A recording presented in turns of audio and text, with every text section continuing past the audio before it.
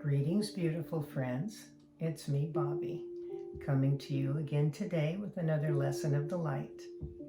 And today's lesson is part 2 of intuition. This one is called Soul to Soul.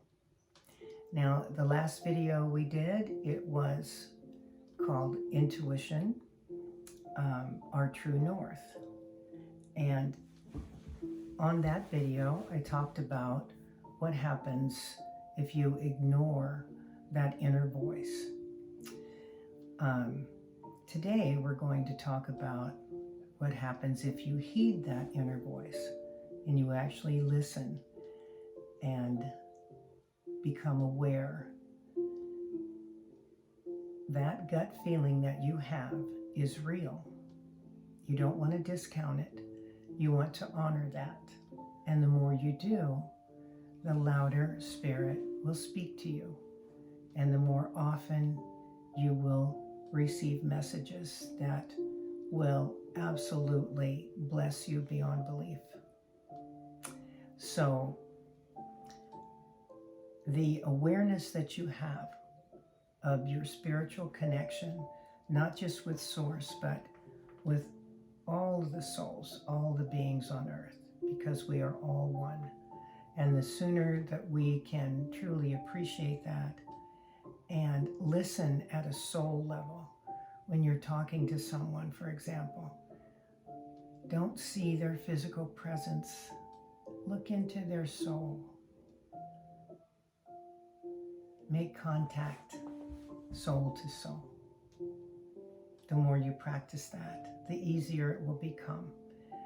And the more meaningful your relationships, or even just every individual encounter, will be.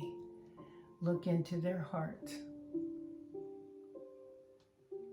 See the person in a way that you haven't before, or maybe that no one else has seen them in that way before. There is an example of how we are all connected by something that I heard a few years ago, that the largest single living organism in the world is a grove of aspen trees in Utah. And it's not just a grove of aspen trees, it is 47,000 aspen trees on 107 acres. And what makes them the largest single living organism is the fact that their root system is all intertwined. And that makes them all one. If you can imagine, let's say, a stadium full of people, and they're all standing. And as they're standing, imagine that below their feet you can see the roots that connect them. And they all connect to each other. And we are all one organism. We are all one spirit. We are all connected. So if you look at it like that, that's pretty powerful. We can do some powerful things when we're all connected, and we recognize that. There's a story that Wayne Dyer shared about if you're a person and you consider yourself as, let's say that you're a cup of water, and by yourself, that cup of water doesn't have a lot of power, doesn't have a lot of influence, doesn't have a lot of strength.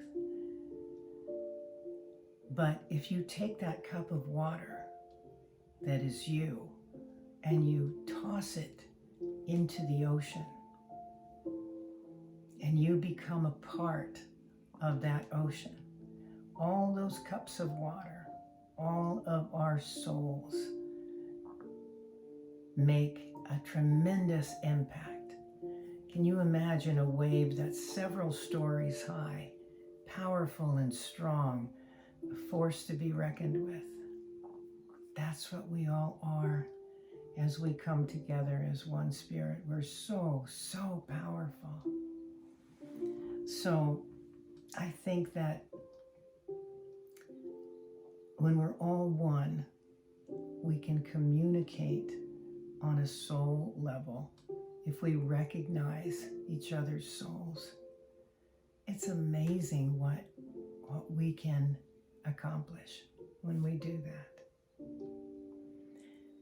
When I was taking a class on learning how to communicate with animals, I thought I was going to go to the class and speak to my little Cocker Spaniel that had passed. And I was ready for that. Well, the teacher said, whatever comes into your mind today, I want you to trust it. I want you to trust it, even though you first will want to doubt it. But she said, the more you trust it, the louder it will speak to you and the more accurate you will become in being able to communicate with the other side or with any soul, whether they are, in the present physical world or beyond, whether that's people or animals or trees or anything.